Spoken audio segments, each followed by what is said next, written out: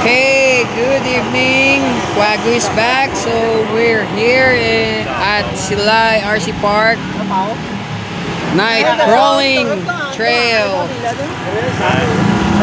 Night crawling party.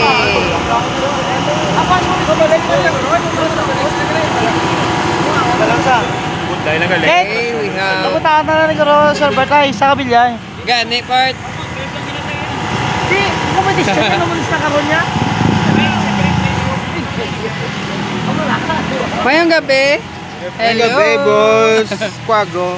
Boss, mayang gabi. Do mga BTS fan ni sila. Oh, purple. Purple, yeah. Oh, tahong part. King got metallic. Oh, nice. Nice. Duwa ka MN78.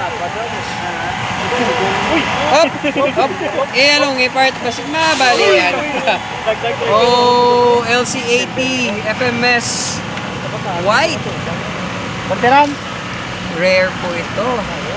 White color. Magka-repaint na to, boss? Ako. Oh, mayang gabi. Gabi. Yan.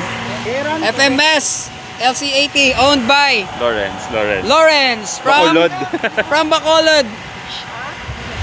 Nice. And what a nice tank 300.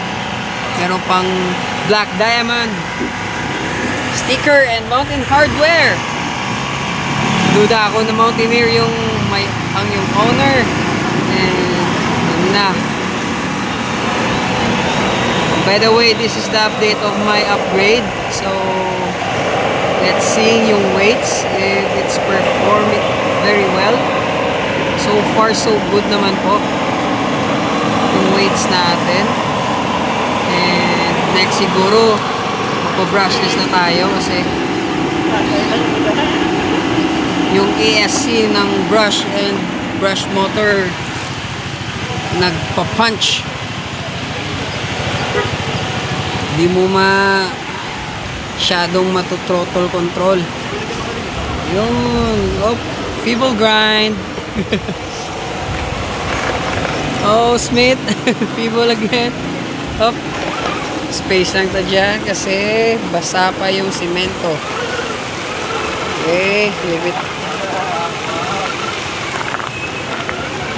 Our next stop is the new obstacles by Mr. Kenny. Yun. Inclined with down